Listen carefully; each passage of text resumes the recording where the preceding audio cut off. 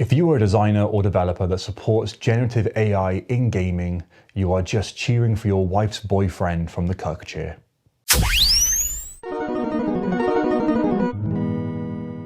I'm not someone that's overly negative, despite what some of you may think. But when it comes to AI in gaming, it's not something that makes me happy. Now, I do think there are a lot of uses for it. I do think there's a lot of benefits to using AI in some instances, but I also think there's places where you should never use it.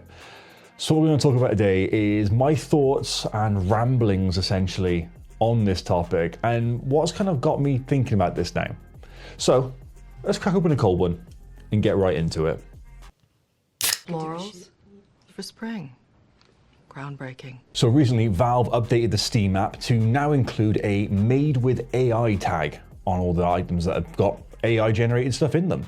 And this has caused a bit of a stir. Tim Sweeney, the founder and CEO of Epic, has taken a little bit of umbrage to this and stating that basically it's not something that's going to be needed in games because everything is going to have AI generated content on it, and it should be reserved for things that have like visual licenses or content licenses and art pieces.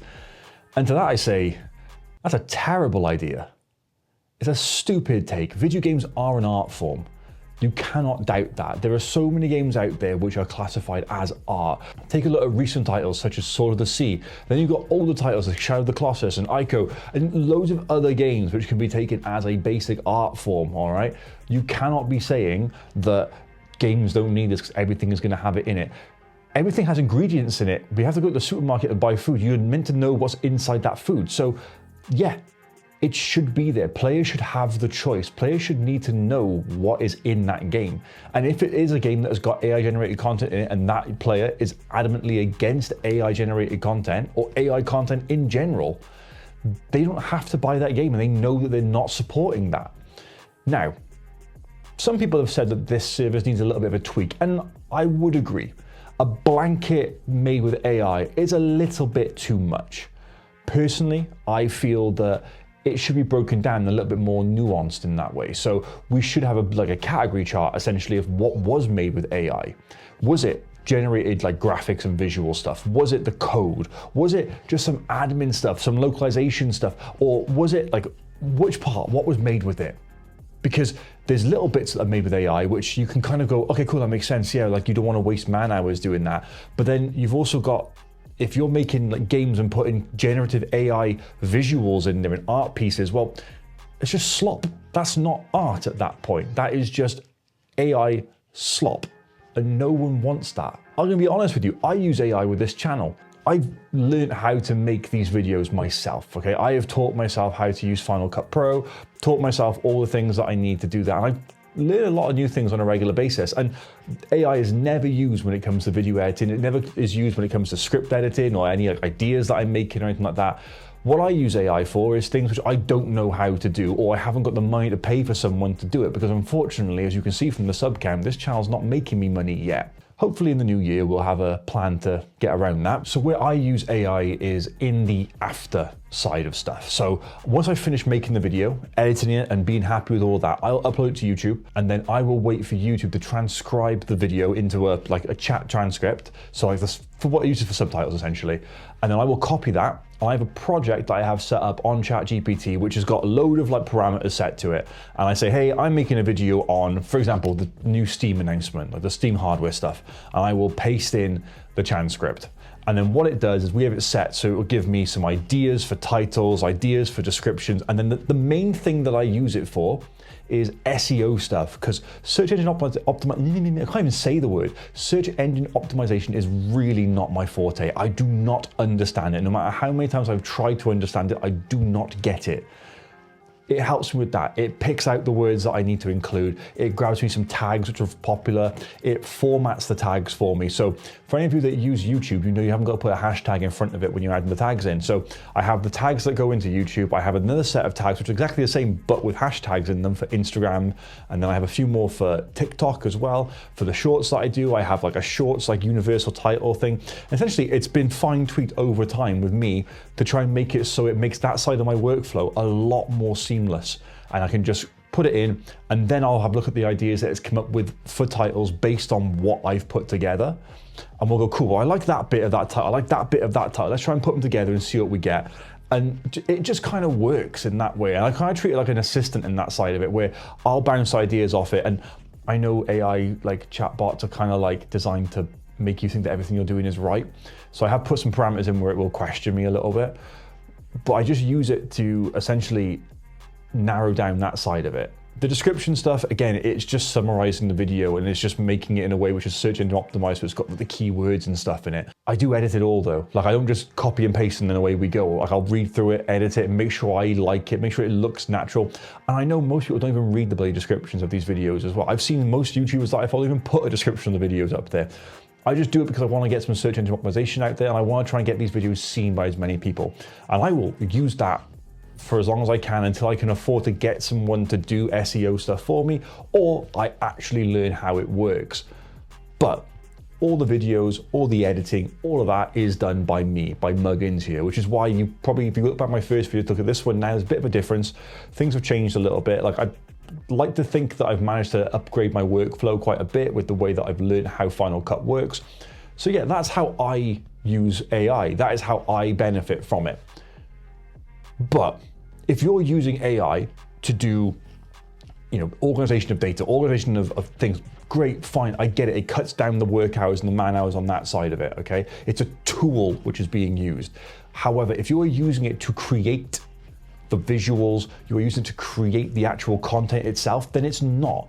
AI was never meant to be doing that, in my opinion anyway. AI was always meant to be something which was used to benefit mankind and benefit us so that we can do more of the creative stuff. So we haven't got to worry about the boring stuff. We can have fun, do the artsy stuff, do the bits which make us fun. Being a creative person doesn't come super easy for a lot of people. And when they have more time to focus on it, brilliant. That's when AI can be beneficial, is to help them focus on that, because it takes care of the other stuff. It shouldn't be doing the creative stuff. AI shouldn't be the artist. I dislike all of that stuff. And yeah, there's been some funny AI videos out there where it's things like the AI Disney, like trailers and all that. And I'm like, okay, cool, it's funny. But also, like, I would much rather know that someone's made a video.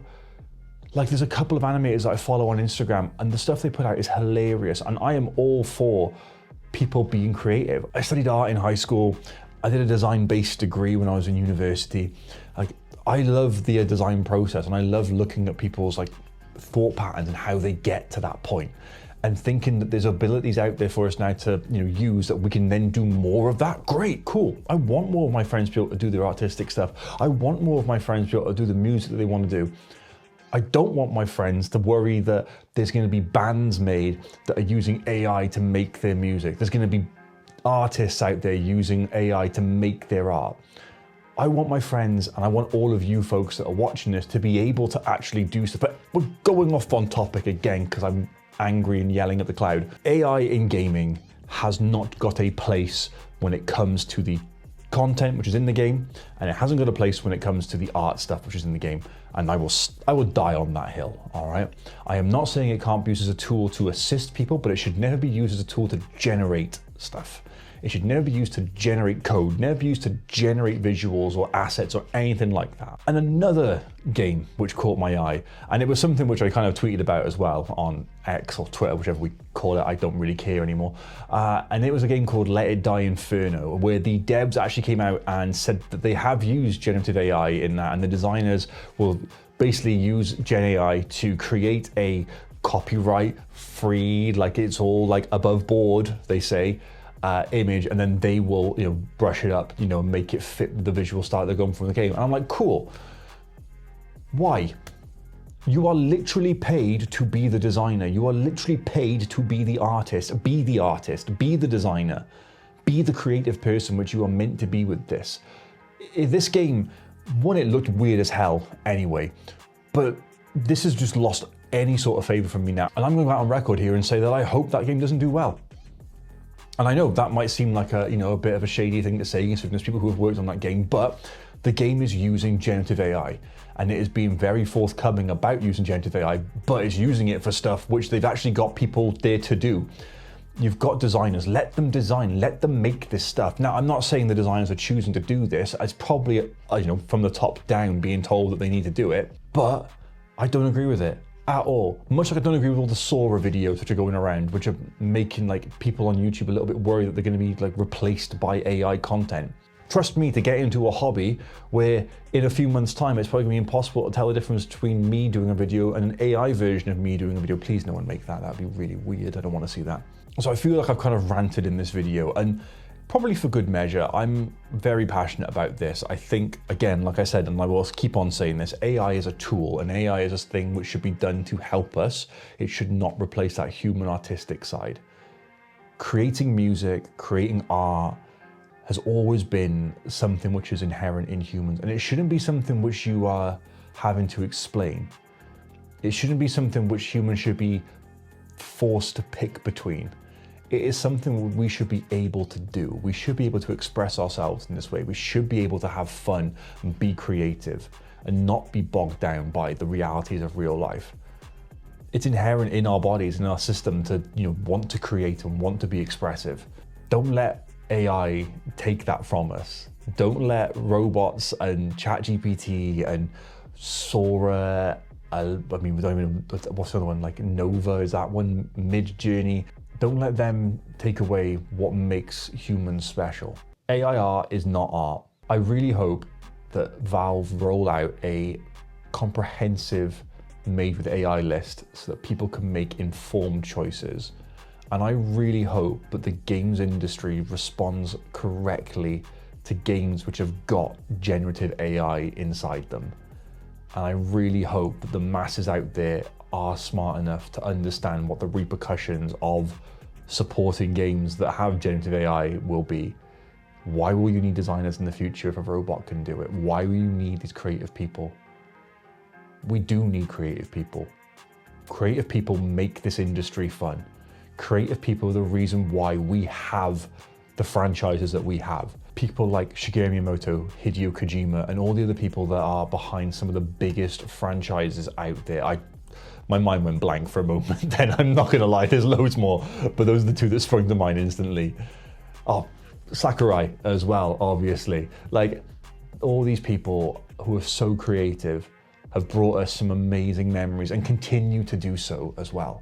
We don't need robots taking that from us. By all means, use them to help, but don't use them for any of the creative stuff. So yeah, there's a bit of a rant. I want to get it off my chest. I'm very passionate about this stuff. I did talk about it on the sibling radio show, which I do, which is we're currently on a break at the moment for Christmas. We'll be back in the new year with new episodes for that, so keep your eye out on my socials where I'll be sharing that, or on the sibling radio Instagram as well. I really hate clankers.